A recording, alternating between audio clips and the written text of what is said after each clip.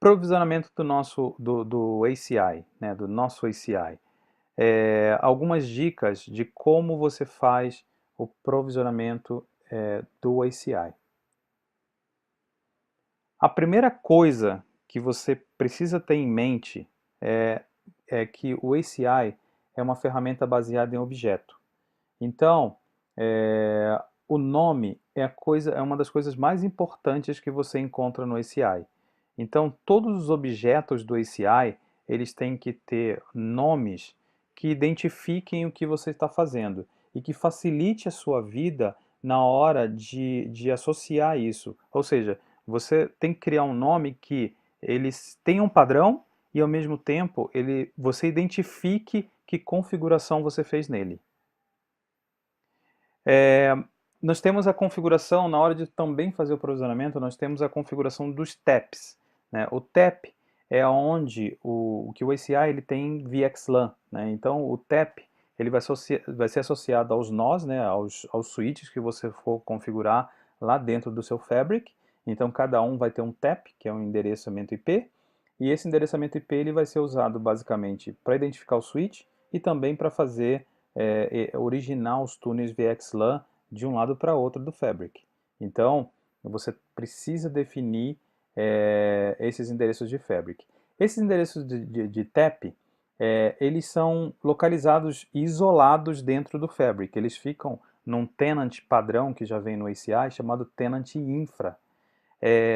E ele normalmente ele não teria problema de conflito, a não ser em casos quando você precisa fazer a conexão do seu ACI ou estender a rede do seu ACI, como por exemplo quando você configura um VMware e você estende a sua rede para comunicar com um AVS, né, com um Virtual Switch do VMware. Então, qual tamanho que você precisa ter do TAP, né? Qual tamanho que é recomendado que você tenha do TAP? Para evitar qualquer tipo de problema, é recomendado que você tenha um /16 ou, no pior dos casos, um /17, tá? Por quê?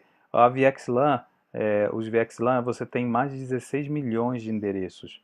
Então, para que você não tenha problema com provisionamento de endereços, óbvio que 16 milhões é um número praticamente infinito quando você fala em termos de infraestrutura de rede. Mas, para evitar problema, você define isso. Apesar de que os endereços eles vão ficar dentro do tenant infra, teoricamente não vão falar com o mundo externo, a não ser em raros casos. A infra VLAN, né? O tenant infra também ele precisa de uma VLAN chamada infra VLAN, que você define no momento que você está provisionando o seu ACI. Então, ele te pede uma VLAN e por padrão ele vem a VLAN 4093.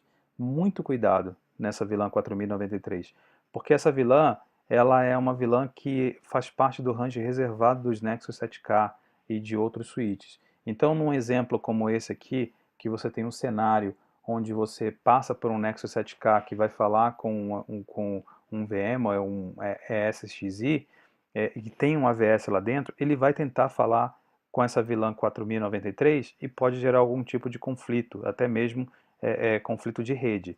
Então, o recomendado é que você escolha uma VLAN que você não vai usar e que não seja pré-definido como sendo o range reservado.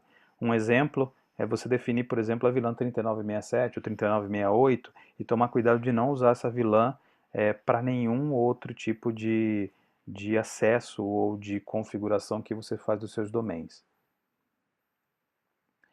A configuração de Router Reflector. Uh, Para você fazer um L3 out, né, que é uma configuração para você fazer conexão externa do seu ACI com o mundo externo através de BGP, o recomendado é que você selecione alguns dos seus spines para ser Router Reflector. Para quem conhece o BGP, o Router Reflector, ele basicamente ele evita que todos os peers, né, de BGP da rede, eles fiquem com a tabela toda de roteamento. Os Router Reflectors, eles gerenciam essa tabela de roteamento e eles servem como uma fonte de lookup. Então você não precisa selecionar todos os seus spines como Router Reflector, mas pelo menos 2 é o recomendado, e no máximo 6, que é o limite da versão 2.0 do ACI. Tá? Mas é recomendado que você crie Router Reflectors logo de cara e você deixe ele lá caso você tenha conexões BGP. O Council Oracle Protocol. Esse é um protocolo que ele cria um database de todos os endereços que você tem dentro do ACI.